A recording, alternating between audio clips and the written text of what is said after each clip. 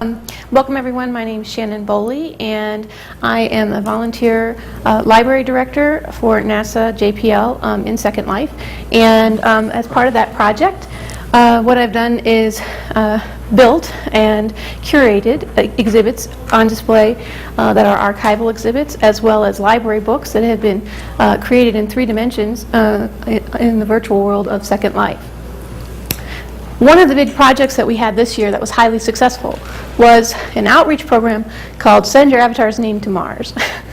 And this is based on the Send Your Name to Mars projects that NASA normally does, and they have different things where you can send your name to various places in orbit, on different spacecraft.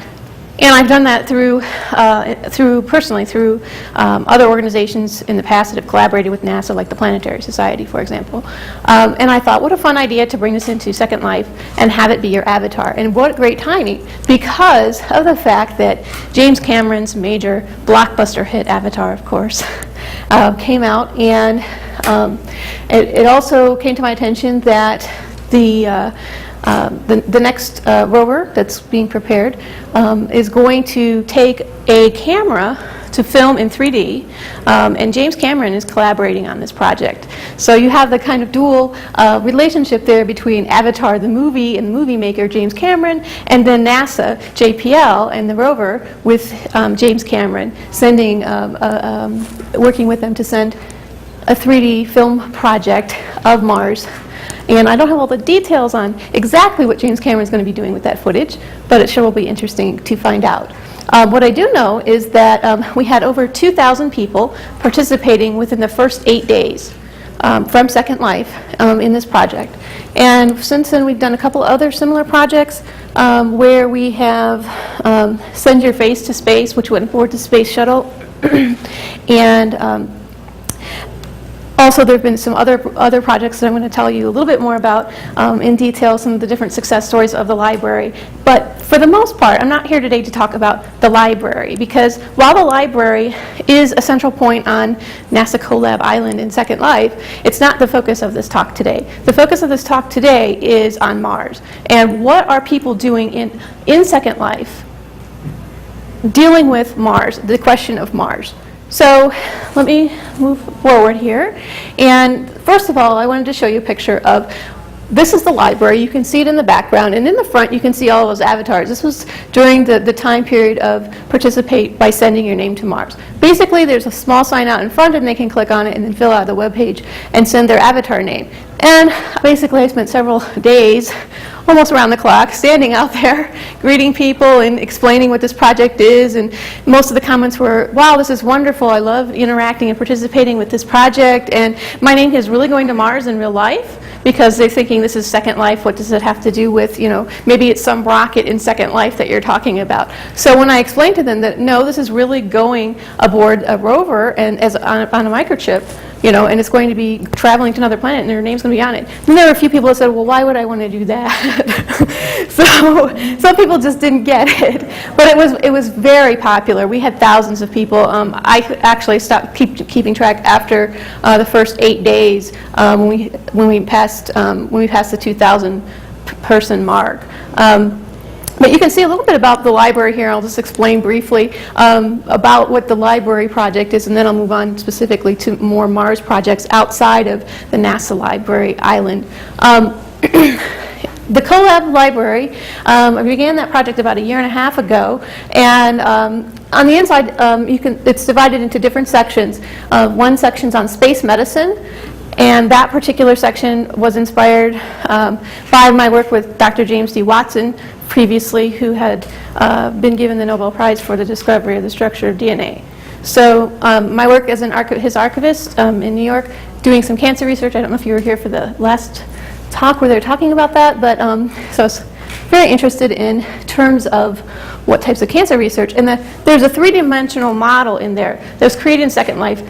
The data was actually pulled from the Protein Data Bank, which is a regular biological data bank that has protein information stored that scientists use, and then it's modeled in 3 dimensions inside of Second Life. So 3D visualization of scientific data is one aspect of things that are going on in Second Life.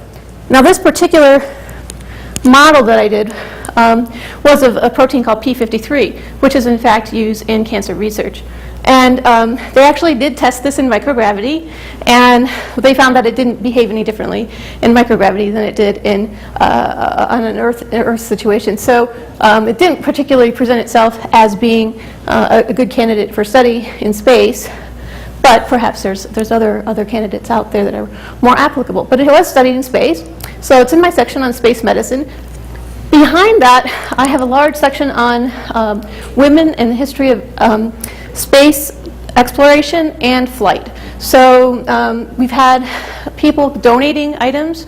So for example, Patty Wagstaff, a famous female pilot, and she knows someone who's in Second Life, and they told her about, there's going to be an exhibit on women who are in flight in aerospace and in Second Life, and they have an exhibit, and she said that she wanted to have her photo included. So she donated her photograph, which is on display. You can see it right in, well, try to get my shadow to cover it right there. She's in the pink dress. And also she agreed to let us model her flight suit, so she gave us permission to do that.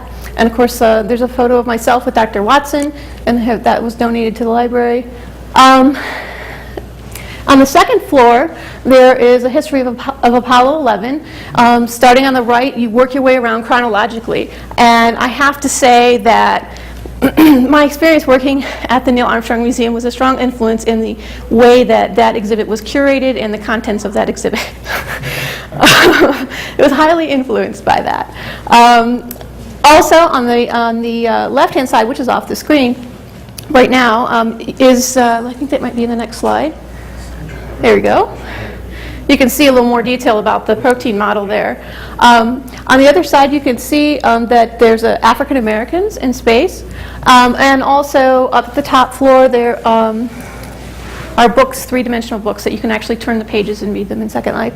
The plane there is from the Tuskegee Airmen, and this gentleman right here is living in the Ohio area, and I did an oral history interview with him about his experience as a Tuskegee Airman. So he wasn't one of the original Tuskegees, but maybe I'll get to interview. He has some friends that are, so I might be able to interview them in a minute. Here's a brief video about, oops, let me go back to that. Here's a brief video. It's only like 1.5 minutes. Cannot locate the internet.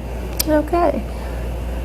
Well, we'll skip the video for now. If I can get back to that, we will.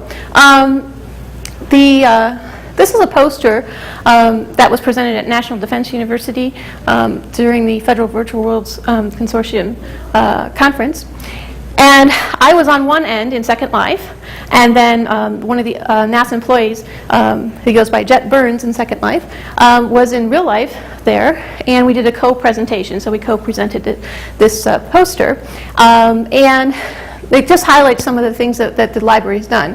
So I'll just briefly go through this, and then we'll move on to the additional Mars projects. So we have, of course, the Send Your Avatar Name to Mars, and then also did some academic outreach. Most of the academic outreach that is being done, because Second Life has 2 age groups, we have the teen grid for under 18, and then you have the adult grid, which is where I'm located, 18 and above. So most of the academic outreach has been to faculty members, teachers who teach STEM classes, researchers, and other types of library professionals, archivists,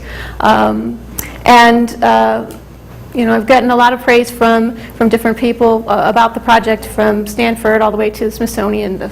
So it's gone very well.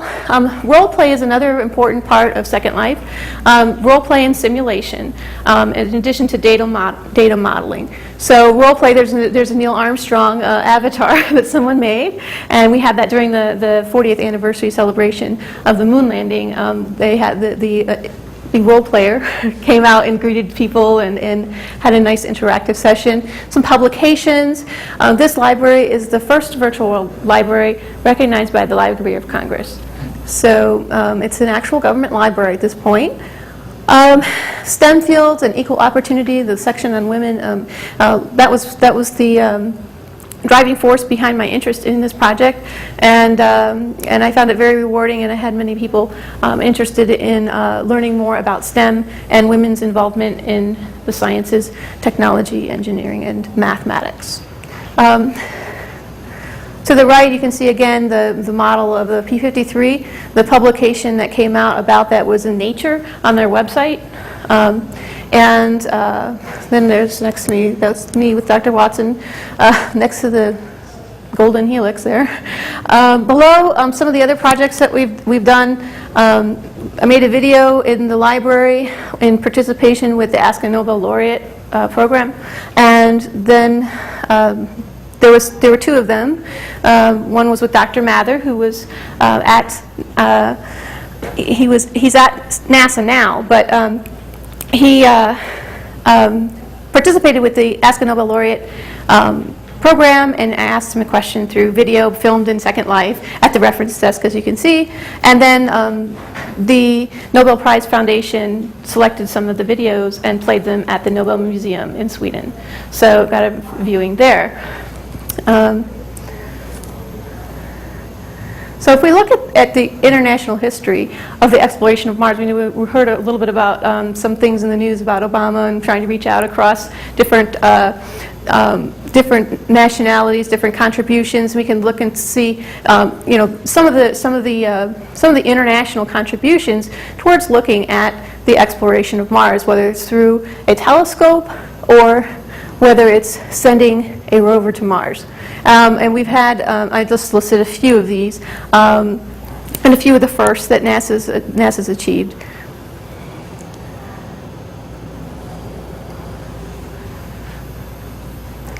The current mission, there are several examples of where we hope to go in terms of what is going to be accomplished. So first of all, to determine whether life ever arose on Mars. And second, characterize the climate of Mars, characterize the geology of Mars, and prepare for human exploration. The Mars Science Laboratory rover, or Curiosity, the project that the library participated in, is different because it has some advantages that the other projects hadn't yet accomplished. So the main one that stood out to me was the landing technique. If you remember the other rovers, they sort of bounced their way to a stop. You have aerobraking, of course, and these kinds of things that can be put into effect. But this is a parachute landing, and so this is much more human friendly. You probably wouldn't want to be bouncing around in the former landing method. So this one is much more human friendly in terms of developing this to support human space flight to Mars. The larger size of the rover of the content going to Mars is significantly larger and significantly heavier, which of course is going to be also necessary for human flight to Mars. Improved power source. Right now, they're expecting to get about 14 years out of this new rover, and it's powered by plutonium. Not necessarily sure how well it's going to do with human spaceflight, but it's increased substantially in addition to the solar power used on the other. So possibly in combination, it could come up with some interesting power resources for human spaceflight. Faster communications. Basically, they're using a UHF frequency, whereas before they were using the standard low and high gain antenna frequencies, which took a little bit longer. So faster communications to and from Earth will help with human spaceflight as well. And communication should we establish a base or something similar on Mars.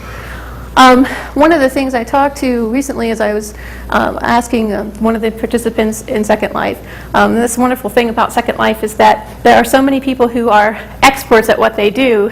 You don't necessarily know their name right away, but because you have an avatar name.